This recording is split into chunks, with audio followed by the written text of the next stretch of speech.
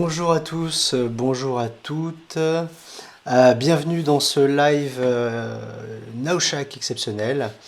J'espère que vous avez passé une bonne semaine. On est vendredi soir et j'imagine que comme moi vous avez eu une semaine longue et puis peut-être aussi beaucoup de télétravail ou beaucoup de réunions à distance. Et c'est la raison pour laquelle moi j'ai désiré en fait vous proposer ce moment de respiration, ce moment où on va aller prendre l'air. Effectivement, notre première invitée, elle s'appelle Marion Poitvin. Je vous invite à découvrir un peu son parcours, ses accomplissements et puis aussi la cause qu'elle soutient au travers de cet entretien exceptionnel qu'elle nous accorde très gentiment pendant cette demi-heure. Donc vous n'hésitez pas bien sûr à réagir sur YouTube dans les commentaires bien entendu, à souscrire à la chaîne si vous en avez envie. Et maintenant il ne me reste plus qu'à accueillir Marion. Marion, bonjour, est-ce que tu m'entends correctement? Bonjour. Oui. Bonjour Marion, bienvenue dans ce live YouTube. Alors Marion Poitvin, pour te présenter très rapidement, tu as été la première femme à intégrer le groupe militaire de haute montagne. Surtout tu m'arrêtes si je raconte des bêtises. Tu as été instructrice à l'EMHM. Je te laisserai le soin de nous expliquer un petit peu tous ces acronymes. Également première secouriste CRS Montagne. Et puis actuellement donc fondatrice de l'initiative Lead the Climb dont tu nous parleras un peu plus tout à l'heure. Marion, comment vas-tu ce vendredi soir Ça va, c'était un peu la course. Là, j'arrive de montagne, mais c'est bon, on est à l'heure, c'est parti, on a réussi. Super, merci encore d'être là. Quand tu dis tu arrives de montagne, c'était quoi ta journée aujourd'hui? Aujourd'hui, j'étais sur le terrain, on était dans le col du Loparès, au-dessus de la Grave, entre la Grave et Briançon, à 2000 mètres d'altitude, parce qu'il faut de la neige, pour faire des Mhm. exercices d'entraînement d'avalanche avec les chiens et des appareils de DVA, détecteurs de victimes d'avalanche, toutes les techniques, voilà, etc. C'est génial ça. C'est pas dangereux quand tu parles d'explosifs, d'avalanche Non, non, là c'était en entraînement, donc on a pris un endroit tout plat où on est sûr qu'il va pas y avoir d'avalanche. Donc non, c'était que du fun, mais c'est sûr qu'il faut se préparer à des moments un petit peu plus compliqués. Ouais, j'imagine bien. Alors, c'est marrant, hein, quand tu utilises le mot fun, pour moi, le fun, c'est regarder un film devant ma télé, c'est jouer à un jeu avec mes enfants. Voilà, toi, tout de Alors, suite. à un moment, on avait les pieds dans la neige et il y avait 60 km/h de vent toute la journée. Mais c'est pas grave, c'est tellement beau là-haut, on est au-dessus de la neige, c'est magnifique. Bah, c'est super. En tout cas, merci de nous emmener avec toi là-haut. Euh, et bien, justement, Euh, si on se voit aujourd'hui, c'est parce que moi je cherchais avant tout dans cette rencontre inspirante de pouvoir donner des éléments d'inspiration, de motivation peut-être aux managers en entreprise, aux gens qui travaillent comme nous un petit peu dans les bureaux, pour pouvoir aussi prendre l'air et aller voir d'autres choses parce que je sais que dans ton parcours, et on va y venir dans un instant, il y a vraiment plein de choses inspirantes. Euh, mais avant de démarrer sur ton parcours, j'aimerais si tu le veux bien, on parle un petit peu de toi.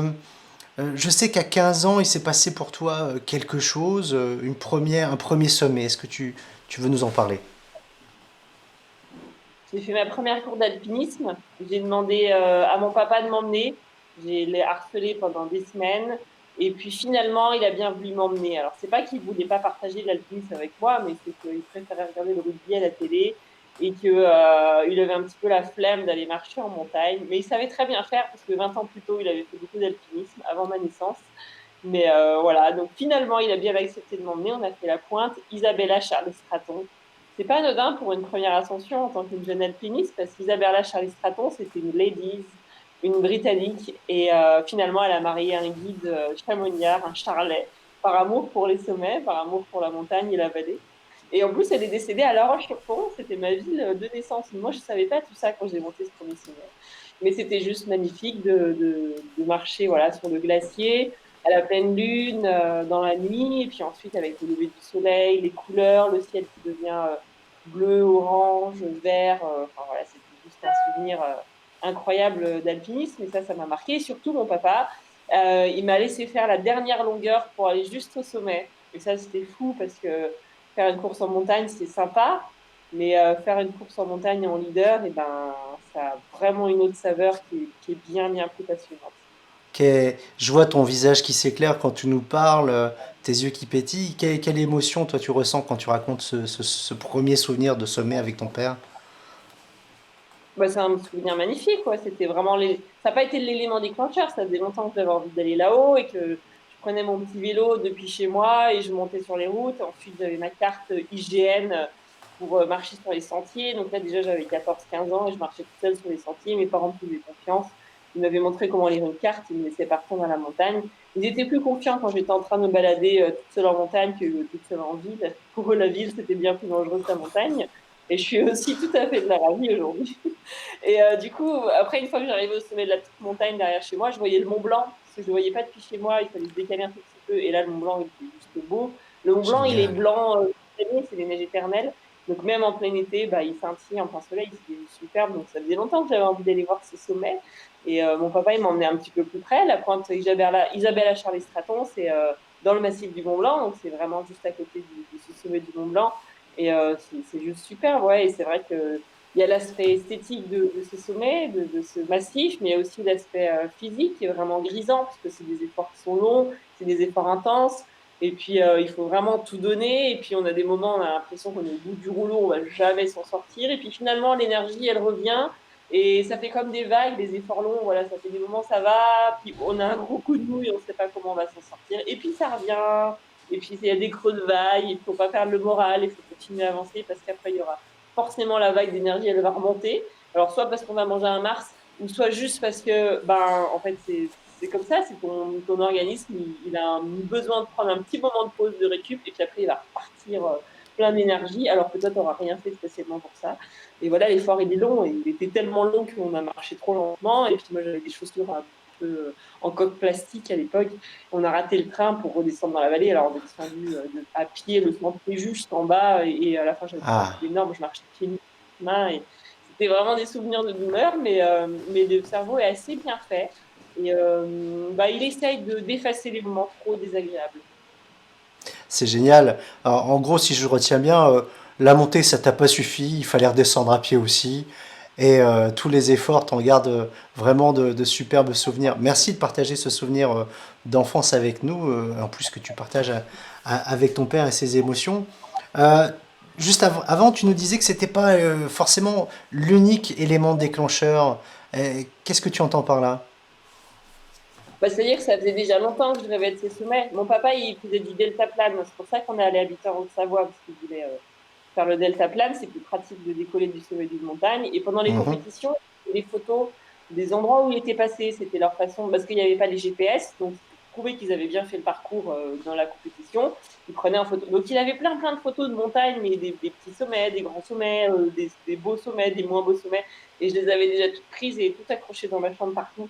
Et ouais, j'aimais bien ces montagnes, je trouvais ça joli et j'aimais bien être là-haut parce que quand tu es là-haut, comment dire, t'es pas dans la société, t'es pas coincé par toutes ces normes et ces choses que tu dois faire au quotidien et puis t'habiller propre et puis pas trop transpirer puis se sentir bon et puis là-haut tu t'en fiches, de toute façon t'es en plein air, tu peux t'arrêter faire pipi où tu veux, puis bah, quand t'as faim tu manges et quand t'as soif tu bois et il n'y a pas toutes ces règles et du coup c'était vraiment libérateur d'être là-haut. Je pense qu'en plus en étant une femme, on a encore, je pense, plus d'obligation de paraître bien et Ouais. propre et jolie et gentille et souriante, etc. Non, là-haut, on s'en fiche.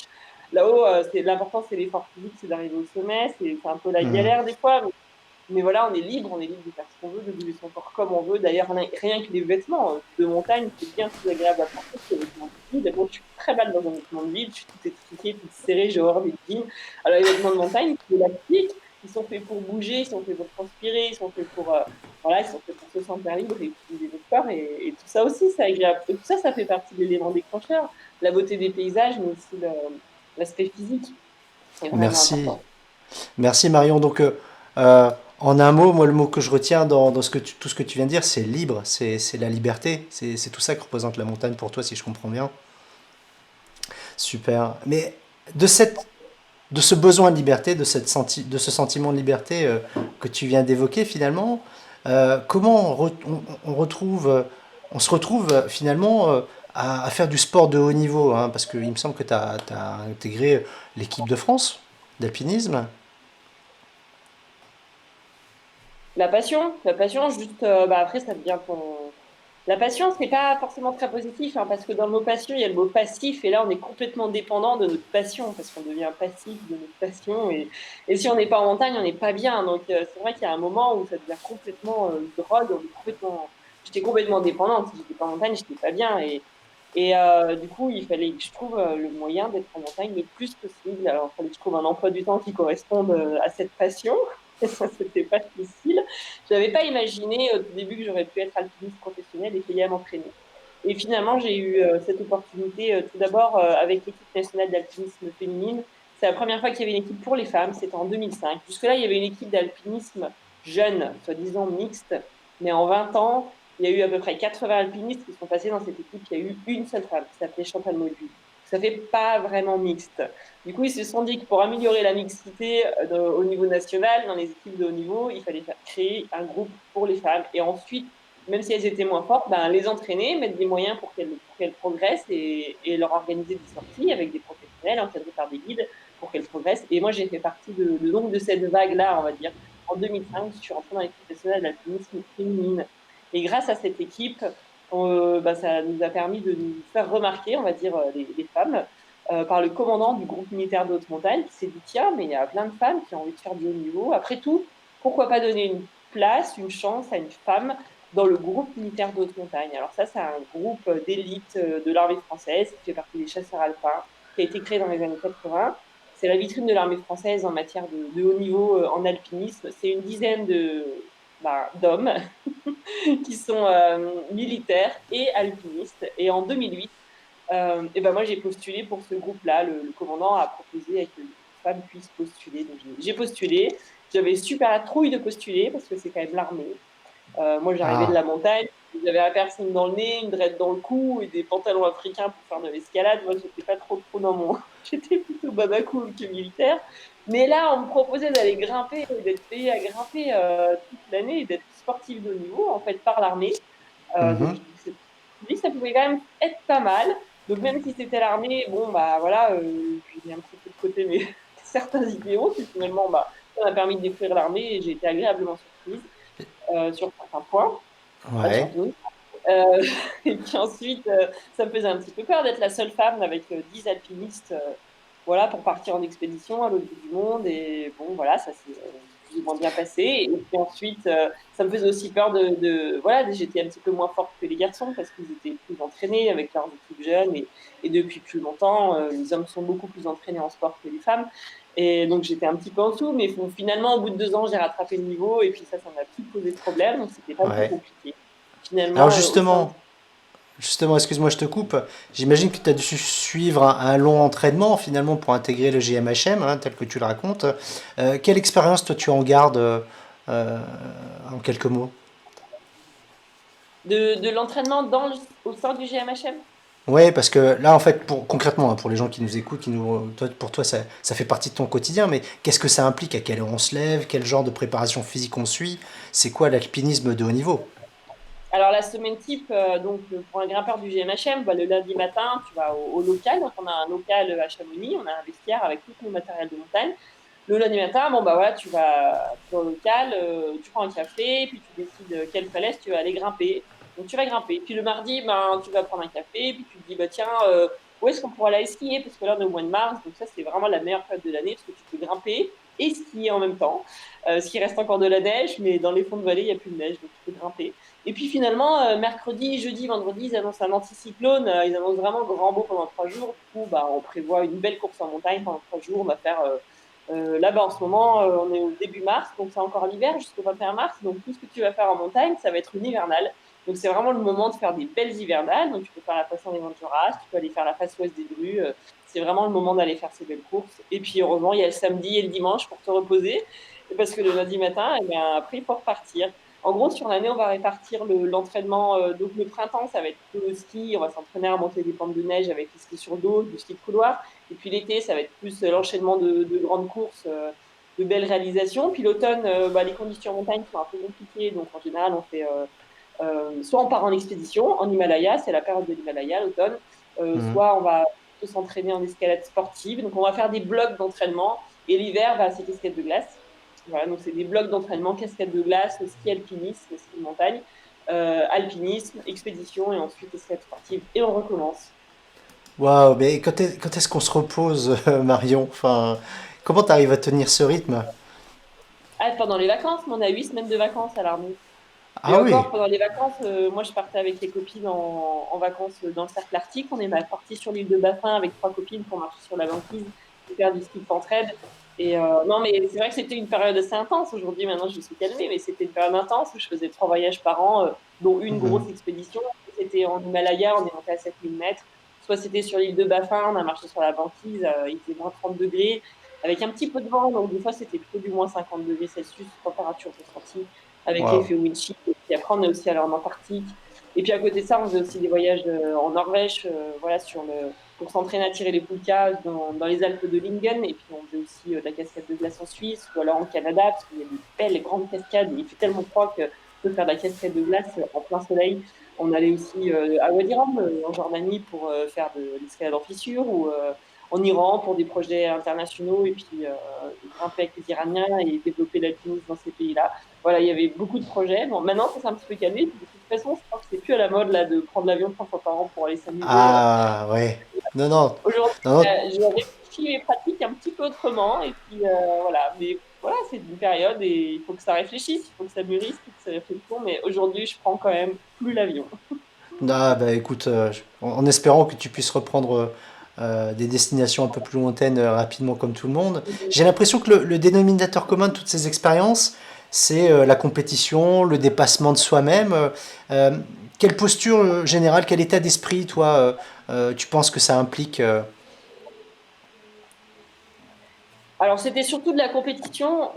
Alors, moi, je suis peut-être rentrée dans une compétition un petit peu malsaine, c'est-à-dire que comme les hommes du GMHM autour de moi, ou même les hommes en général en alpinisme, ne me faisaient pas complètement confiance, c'est-à-dire que Hmm. quand tu grimpes une voie difficile avec un compagnon de cordée, les autres alpinistes, ils vont se dire, ah ben, elle a réussi la voie, mais bon, en même temps, elle était avec ce gars-là, et ça se trouve, c'est lui qui a fait les longueurs les plus difficiles.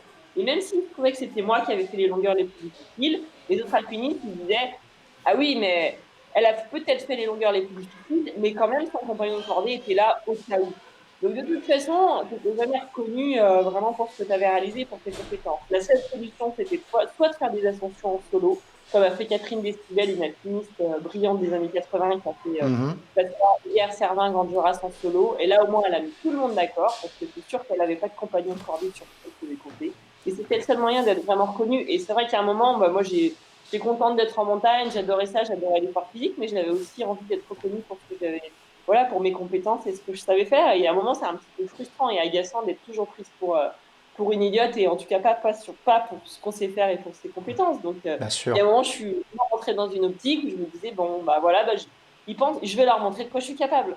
Donc vraiment, j'allais en montagne. J'ai eu une période où j'allais en montagne pour prouver aux autres de quoi j'étais capable. Après, il n'y a jamais eu de rapport de domination. J'avais pas envie de montrer que j'étais meilleure que telle ou telle personne. Moi, j'ai jamais été très bonne en compétition parce que je laissais passer les autres en leur disant, non mais vas-y, si ça te fait plaisir, il n'y a pas de souci, je te laisse passer devant moi. Donc la course à Ouais. pied, j'étais nulle en compétition. Mais donc j'ai pas eu cette envie d'écraser les autres, mais envie de prouver que moi j'étais capable. Et puis de me prouver à moi aussi d'aller repousser ses limites physiques. C'est gratifiant de se dire, ah ouais, bah, il y a 2 ans, je regardais cette face et je me disais que c'était impossible. Et maintenant, je viens de la gravir. Et c'est juste, c'est grisant, cette sensation de se voir progresser. Et puis de voir que, bah voilà, sur le topo, ils disent, sur le topo, donc c'est celui qui décrit la voie d'escalade, c'est un livre. Mhm. Ça va être marqué, bah voilà, pour gravir cette voie-ci, il vous faut 12 heures en moyenne. Et puis toi, tu vas en mettre 5 ou 6 parce que tu es hyper entraîné et tu es hyper en forme. Ça, c'est hyper grisant. Et donc, bien sûr, il y a une espèce de compétition, mais en alpinisme, c'est assez tacite parce qu'on ne peut pas faire une compétition un jour J avec des numéros de dossard, etc. C'est des compétitions un peu tacites. Et c'est plus des compétitions avec soi-même, voilà. Même si c'est vrai que j'ai eu cette envie de montrer aux autres de quoi j'étais capable, il y a aussi cette envie de se dépasser et de se prouver à soi-même. Alors là, je me permets hein, pour illustrer, effectivement, là on te voit, alors c'est une vidéo YouTube, hein, on te voit, alors ça mène du concret, hein, mais escalader une cascade de glace. Tu parlais de légitimité.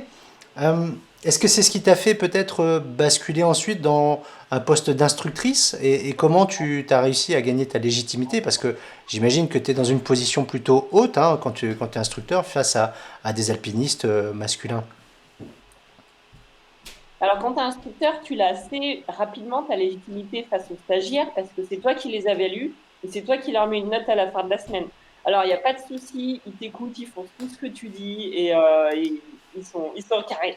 En plus, c'est des militaires, donc ils ont l'habitude d'obéir et ça, il n'y avait pas de souci. Par contre, j'avais du mal à trouver ma légitimité au sein de l'institution. C'est-à-dire que moi, j'étais que caporal-chef, donc c'était un petit grade et j'emmmenais en montagne des officiers, des gens plus gradés que moi et Mhm. j'avais plus de technique. Mais par contre, j'avais pas le grade au sein de l'armée, j'étais pas vraiment reconnue. Donc ça faisait un peu un décalage. Et Ouais. puis aussi, il faut savoir que le MHM, donc l'école militaire de haute montagne, a été créée en 1930. Moi, je suis arrivée en 2012. Donc il a fallu 80 ans pour qu'une femme devienne instructeur dans ce milieu. Et il a fallu encore une dizaine d'années pour que la deuxième femme instructeur arrive aussi à l'EMHM. Donc elle est arrivée l'année dernière. Donc tout ça, ça prend un petit peu du temps et il faut bouleverser du culturel et c'est pas si simple. Eh, Donc bravo. j'étais légitime parce que j'avais exactement le diplôme qu'il fallait, le diplôme de guide de montagne, délivré par l'ENSA, l'École nationale de ski et alpinisme à Chamonix. Mhm. Mais c'est vrai qu'au niveau de l'armée, c'était compliqué de se faire sa place. Et en revanche, ce qui t'a aidé, donc au-delà des compétences, c'est aussi peut-être pour briser cette culture et ce plafond de verre, c'est cette motivation au fond de toi-même. Est-ce que, peut-être que je peux me tromper, hein, mais est-ce que le fait que justement tu sois la première de cordée et à tracer ta voie, est-ce que ça peut être un élément qui t'a surmotivé là-dedans? Non, pas du tout. Non, non, moi j'avais juste envie d'être en montagne et d'être payé à être en montagne. C'est simple, professionnellement, il y a un moment, il faut que tu gagnes ta croûte. J'avais le choix, hein. Soit je faisais un autre métier du lundi au vendredi, j'avais que le week-end pour grimper, soit j'allais en montagne 7 jours sur 7. Moi, je préfère 5 jours sur 7. Après, je n'avais rien à fiche d'être la première ou la dixième ou la 250e. Moi, je voulais un boulot chouette et j'ai pas fait ça pour être la première. Non, Ouais. j'aurais même pris la 50e et peinard. Eh, mais tu vois, Mais Marion, non, c'est pas comme ça, c'est, j'avais pas le choix. Il voulait être en montagne, il fallait faire ça. je pense que c'est, merci beaucoup pour ce partage, c'est vraiment un dénominateur commun de tout ce que je peux lire ou voir des personnes inspirantes, c'est que c'est la passion qui les guide avant tout. C'est la passion et le fait d'être premier, d'être populaire, d'être connu, d'être successful, hein, comme dit Jean-Claude Van Damme en français, euh, c'est une conséquence positive. Mais ce qui drive, c'est vraiment les raisons pour lesquelles tu fais la chose, c'est avant tout la passion. Et puis donc derrière, pour enchaîner, tu passes du domaine militaire bah, au civil, mais pas si civil que ça, puisque si je comprends bien, donc tu deviens secouriste CRS de montagne. Alors, pour les gens qui connaissent pas, voilà, on voit un petit peu, c'est bien ça, hein, ce qu'on voit en vidéo là à côté. Donc, toi, tu es où là sur cette vidéo? Moi, je dois être pendue sur le câble là, non? Ou alors, non, mais non, moi je filme. La GoPro, elle est Ah, sur c'est ma toi qui tête. filmes. T'es dans l'hélicoptère. Mais voilà, mais là, mon collègue, il est en train de se faire fouiller, et puis après, c'est moi qui vais être fouillée à mon tour sur la falaise. D'accord. Ça consiste en quoi être bah, première femme CRS secouriste de montagne? Alors, du coup, ça veut dire que c'est vrai que ça restait un petit, même si je suis devenue civile, j'ai quitté l'armée, je suis devenue civile, mais c'est vrai que ça reste dans les métiers de la sécurité. Parce que du coup, j'ai fait l'école de police, je suis gardien de la paix. Et dans la police, il y a une spécialité secours en montagne. Donc, c'est les CRS qui accomplissent ces missions. Et du coup, notre rôle, c'est d'aller chercher les personnes qui en ont besoin en montagne.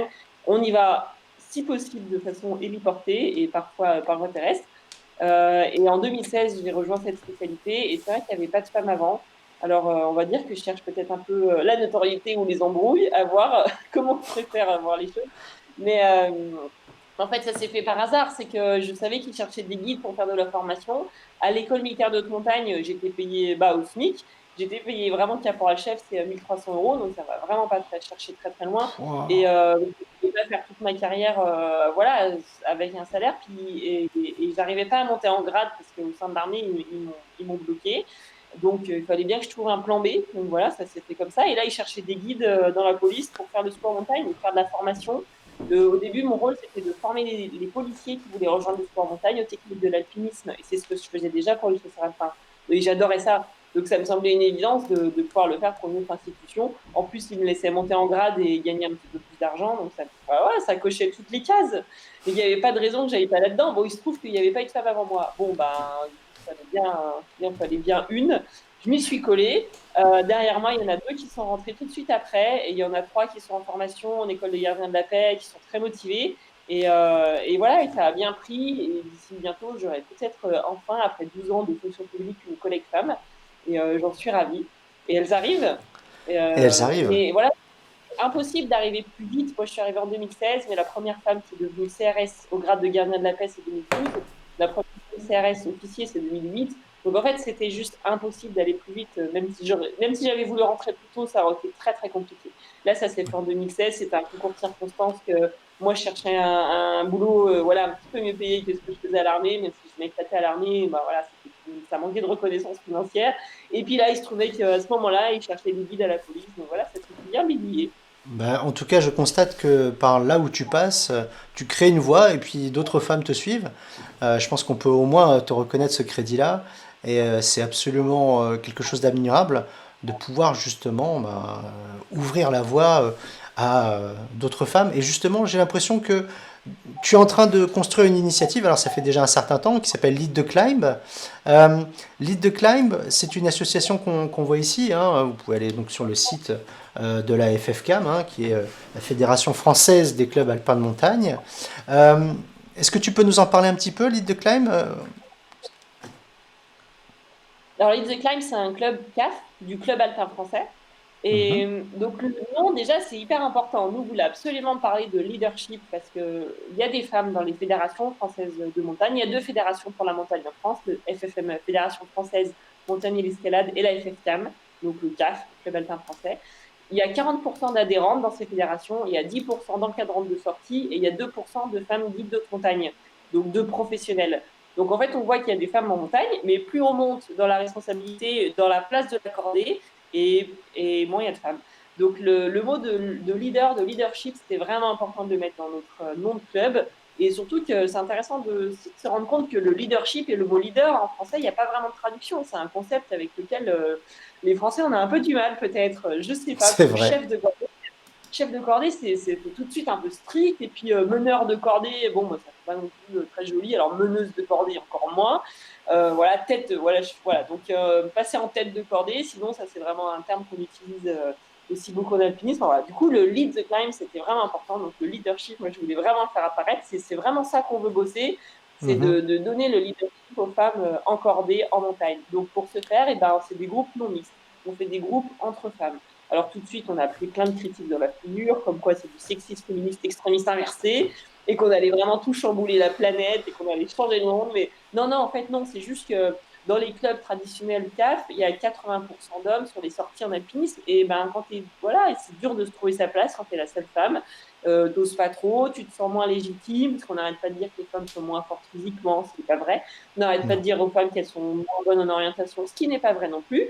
Mais donc, tous ces petits clichés qui se baladent, voilà, qu'on transporte malgré nous dans notre culture, quand faut les briser tous d'un coup et dire, bah non, aujourd'hui, c'est moi qui prends le leadership de la sortie en montagne, et ben, c'est pas facile, surtout quand on est dans un groupe de 15, 20 personnes, comme c'est souvent dans les clubs CAF, et qu'on est, voilà, que quelques femmes. Donc là, c'est des groupes de 5, 6 femmes, encadrés par des femmes guides, parce que l'importance du modèle est vraiment, vraiment cruciale. C'est-à-dire que si c'est un guide qui montre une manip, ou si c'est une femme guide, une guide qui va montrer la manip de corde, ça va être plus facile pour une femme de se dire, ben ouais, elle y arrive, pourquoi pas moi? On a vraiment plus facile de s'identifier à une femme qu'à un homme. Moi, j'ai mis vraiment très longtemps à me présenter au diplôme de guide. Moi, je suis la 17e femme guide en France, on est seulement une trentaine sur 1700 guides. On est 2% de femmes guides en France. C'est absolument un Mhm. ridicule comme pourcentage. Et j'ai mis très longtemps à me dire, mais pourquoi pas moi? Parce qu'en fait, les guides que j'avais autour de moi, ben, c'était des gars tout mal coiffés, là, tout cramé par le soleil, tout fripé, et puis tout mal rasé, et puis un peu bougonneux et pas toujours très rigolo. Alors je me dis, mais non, enfin, non, enfin, non, Non, je sais pas trop. Tu J'hésite. m'étonnes. Tu m'étonnes. Et alors, qu'est-ce que tu as pu observer en termes de changement, de dynamique, toi qui as accompagné déjà un certain groupe, et puis à haut niveau, hein, tu as fait un Himalaya à plus de 7000 mètres, tu as fait le plus haut sommet de l'Antarctique. Qu'est-ce que tu as vu comme changement s'opérer chez les participantes dans ces groupes uniquement composés de femmes? Alors le changement, bah déjà sur le week-end en lui-même, elles sont ravies, elles ont l'impression d'avoir passé un super week-end et c'était beaucoup plus simple pour plein de raisons. Et puis donc à long terme, on n'a pas encore beaucoup de recul parce que nous, ça fait que 3 ans qu'on est là. Mais par contre, les groupes non mixtes, les groupes féminins, ça existe depuis, moi j'en ai fait partie en 2005. Donc ça fait plus de 10 ans que ça existe, ça fait 15 ans que ça existe, les groupes non mixtes. Et oui, les groupes non mixtes, ça marche parce que grâce à ce groupe non mixte, moi, j'ai pu rentrer au groupe militaire d'haute montagne et prendre confiance en moi et passer le diplôme de guide haute montagne et ensuite de monitrice de ski alpin et d'escalade aussi. Je suis monitrice d'escalade, parce que ça, je l'avais fait juste avant. Et puis finalement de secours en montagne. Et donc ça, c'est grâce à la base parce qu'il y a eu un groupe non mixte qui a été créé et qui m'a permis de prendre confiance en moi et de me dire pourquoi pas moi et de voir qu'il y avait d'autres nanas qui avaient envie de faire ces choses-là et entre nous, ben, on s'est motivés. Il y a une grosse émulation. Et aujourd'hui, ben, toutes les copines qui étaient avec moi dans ce groupe-là, elles sont toutes guides de montagne. Sauf Super. une, parce qu'elle a eu un accident, malheureusement, elle n'a pas pu. Et sauf une autre, parce que bah, finalement, elle est vraiment partie sur un autre milieu professionnel. Mais on est quand même, voilà, on est 6 à être devenus guides de montagne grâce à ce groupe féminin. Donc, bien sûr, avec le recul, c'est hyper Bravo. important. Bravo, quel parcours. Qu'est-ce qu'on peut te souhaiter dans le futur avec ton association Lead the Climb? C'est quoi ton rêve le plus fou au travers de cette association? Qu'elle dure longtemps, qu'elle perdure. Voilà, que là aujourd'hui je suis la présidente du club et j'ai vraiment à cœur que même le jour où moi j'arrête la présidence, c'est quelqu'un qui reprenne et que la dynamique elle reste. Mais c'est bien parti. Je pense que ça va le faire. Ça va le faire. Super, en tout cas, c'est tout le bonheur qu'on te souhaite, toi et ton association. J'espère que au travers de ton intervention ici, on va essayer de propager le message. J'ai également vu qu'il y avait une section qui permettait de contribuer et de supporter votre association si vous voulez le faire, bien entendu. Et là, je Ah oui, m'adresse à tous les participants de ce live. ah oui, évidemment.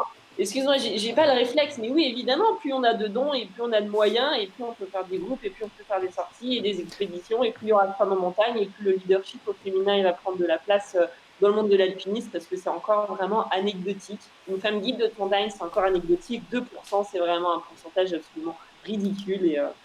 Et oui, ça bouge bien, mais il faut rien lâcher. Je comprends bien. Merci pour toute ton énergie, Marion. C'est le moment de laisser un petit peu, peut-être, quelques questions-réponses via le chat de YouTube. Si vous voulez poser donc quelques questions rapidement à Marion, c'est le moment. Je vous laisse le temps, allez-y, de poser des questions. Et puis ensuite, bien entendu, Marion, on va te libérer puisque ça fait à peu près une petite demi-heure qu'on travaille. Euh, qu'on travaille. Excuse-moi. Voilà, c'est le problème quand tu es en télétravail comme moi, et comme beaucoup de gens. Toi, tu as la chance d'être à l'extérieur. Nous, on est, tu vois, j'ai eu 3 journées différentes dans la même journée. J'ai toujours l'impression d'être au maître de travail devant ces écrans. Pardonne-moi cette erreur dans le langage. Je ne vois pas encore de questions arriver. C'est pas grave, moi j'en ai plusieurs, hein. Euh, Est-ce qu'il y a des moments où en fait tu as travaillé en équipe pour atteindre des objectifs et où tu te dis finalement, moi en tant que femme, j'ai apporté un plus en termes de motivation. Non, je pense que les femmes n'apportent rien particulièrement. Moi, je ne pense pas que j'ai apporté particulièrement. J'ai apporté, ah si, c'est pas complètement vrai, parce que quand tu mets une femme dans une équipe, genre le groupe militaire de haute montagne, avec un bon niveau technique, les gars, ils se disent, oh punaise, il faut que je m'entraîne. Eh ouais les gars, Et attention, ça, hein. bien marche. Parce que bon, se faire battre par une femme quand même, bon, voilà, il faut que je m'entraîne, quoi. Ouais, ça a bien marché. Mais sinon, voilà, il faut faire attention à pas basculer dans le cliché. Ah, bah maintenant qu'il y a des femmes au secours en montagne, c'est bien parce que vous êtes plus douce avec les victimes, etc. Non, ça, c'est pas vrai. Il faut Non, arrêter de conditionner les femmes au métier du care et du soin. Non, c'est pas vrai. Un homme qui a eu plusieurs enfants, qui a l'habitude de s'occuper des petits bébés, il est bien plus doux avec les victimes que moi. Enfin, maintenant, ça va. J'ai un petit bébé qui a 1 an et demi, donc ça y est, je sais faire doucement. Je sais qu'il faut leur tenir à la tête, etc. Il y a deux, trois choses à tri. Mais bon, avant ça, on n'avait rien à foutre, hein, les petits bébés. Hein, donc, voilà. Félicitations, félicitations Marion Attention pour ta écouter. fille, qu'on voit souvent d'ailleurs sur ton dos en montagne. Une question de Rémi, Rémi qui te demande comment arrives-tu à joindre ta passion, ton travail et ta vie personnelle? Et bah, du coup, j'ai mis mon travail, c'est ma passion. Du coup, tu vois, ça me fait plus que deux choses à combiner. Parce qu'effectivement, nous, en tant que secouristes en montagne, on a des journées d'entraînement. Donc, des journées où on est, bah voilà, on va faire du ski de rando, on va faire une escalade. Et ça fait partie de notre travail, en fait. Et ça, c'est fabuleux. Et moi, j'aurais bien aimé savoir que cette opportunité existait quand j'étais au lycée. Ça m'aurait évité de faire des tours et des détours. Mais bon, dans l'ensemble, ça va. J'ai eu de la chance. J'ai eu des belles opportunités et j'ai pas trop perdu de temps. Mais en tout cas, ouais, aujourd'hui, je suis payée à faire ce que j'aime, quoi, à faire du ski de randonnée, à faire de l'escalade. Alors, il y a des moments, il y a des journées, c'est pénible. La semaine dernière, j'étais en renfort, par exemple, dans le 06. Il manquait de secouristes dans le domaine à Nice. Et là, j'étais coincée au low poste, à côté du téléphone pour prendre l'alerte. Et là, j'ai fait Hmm. un peu de télétravail cette semaine-là. Voilà, j'ai passé du temps sur l'ordinateur à faire d'autres trucs. Mais voilà, parfois, c'est vrai qu'on fait des trucs un peu moins rigolos. Mais dans l'ensemble, j'ai la chance de pouvoir, eh ben, mes journées, mes moments de passion, ils sont mon travail, ils sont sur mon temps de travail. Donc ça, c'est Mer- vraiment une chance et c'est Merci possible. Marion pour cette réponse. Une deuxième question de Jérôme. Jérôme qui te demande, pardon, euh, est-ce que tu as eu des personnes qui t'ont inspiré ou guidé dans ton parcours? Ben non, ben non, parce qu'il y avait personne avant moi, il y avait personne, il n'y avait pas de femme qui a fait la moitié de ce que j'ai fait, du coup, non. Par contre, grâce à des femmes qui sont passées avant moi, j'ai pu devenir guide de montagne, il y a des femmes qui sont rentrées à l'armée, donc j'ai pu rentrer à l'armée, il y a des femmes qui sont rentrées à la CRS, donc j'ai pu rentrer à la CRS montagne. Bien sûr qu'il n'y a pas de personnes précises qui m'ont inspiré sur le parcours, mais il y a des gens avant moi qui ont vraiment déjà bien débuté le terrain. Moi, je suis arrivée après, et après moi, il y en aura encore d'autres. Voilà, j'ai l'impression vraiment juste d'être un maillon de la chaîne du changement, on va dire, un maillon de la chaîne de l'opportunité. Après, il y a des personnes qui m'ont permis de rejoindre ces postes. C'est-à-dire que quand je suis rentrée au groupe militaire de haute montagne, c'est parce qu'il y a le commandant du groupe militaire de haute montagne, un gars bah, un peu plus visionnaire que la moyenne, on va dire, dans l'armée française, qui s'est dit, mais après Mhm. tout, pourquoi pas une femme? Et après tout, si on montrait que le GMHM, si on montrait que la vitrine de l'armée française était capable d'accueillir des femmes et de les encourager, de les pousser, de les entraîner et de montrer qu'il y avait aussi du potentiel chez les femmes parce qu'ils ont du mal à recruter à l'armée française. Et là, ils ont compris, ça y est, ils ont compris que s'ils s'intéressaient à la deuxième moitié de la population, c'est-à-dire les femmes, eh ben oui, il y aurait du potentiel de recrutement et qu'il y avait du potentiel sérieux. Donc ça y est, c'est passé, quoi. Le message est passé, ça y est. Donc oui, il y a des personnes qui ont été carrément des personnes clés et il y a beaucoup d'hommes qui ont été vraiment clés dans mon parcours et qui m'ont dit mais si, mais bien sûr que tu peux grimper du 8B, tu as fait du 7C, bien sûr que tu peux aller faire du 8B, mais si, bien sûr Marion que tu peux passer le diplôme de guide, mais il n'y a pas de raison que toi tu puisses pas le faire. Bien sûr qu'il y a des personnes qui ont été des personnes clés, ouais. Alors effectivement, on va terminer par une réaction, mais moi ce que je retiens de ce que tu dis, c'est que eh ben, nous les hommes, on a aussi notre rôle, notre part à jouer. Et je pense que grâce à des personnes un peu plus d'avant-garde, hein, parce que j'imagine le contexte, vous imaginez la culture, hein, un militaire, commandant, pas de femme, il a le courage d'y aller et de dire bah vas-y, toi je te tends la main, et ça chapeau pour lui. Et je pense que tous les managers qui peuvent nous regarder ou qui ont justement des positions de décision peuvent également à leur niveau contribuer à ça. Le mot de la fin peut-être au niveau des questions-réponses de Cindy qui nous dit bah, juste pas de questions, juste beaucoup d'admiration pour votre parcours Marion, votre passion et votre détermination. Très inspirant effectivement, merci beaucoup. Euh, Merci à toi Marion, on va donc clôturer cet entretien sur lequel moi je tenais vraiment beaucoup à te remercier déjà pour ta disponibilité puisque tu es, on l'a compris, quelqu'un de très occupé. Euh, et puis surtout, je te souhaite le meilleur pour la suite avec ton association Lead the Climb qu'on peut retrouver sur le net. Et puis également, on te retrouve sur LinkedIn. Et puis, on t'a vu chez Lisa Razou, on te voit sur BFM TV, sur France 24. N'hésitez pas à suivre. Donc, Marion Poitevin, un grand merci. Je te souhaite une excellente soirée, Marion. Et pour ce livre, qui est en cours de rédaction. À bientôt. Ah oui, à bientôt Marion, pardon. Euh, Voilà, c'est terminé. C'était le premier épisode d'une longue série, je l'espère, qui s'appelle donc Les rencontres inspirantes avec Naushak. J'espère que ça vous a bien plu. Si jamais vous voulez être au courant des prochains épisodes, n'hésitez pas à souscrire, bien entendu, sur cette chaîne YouTube.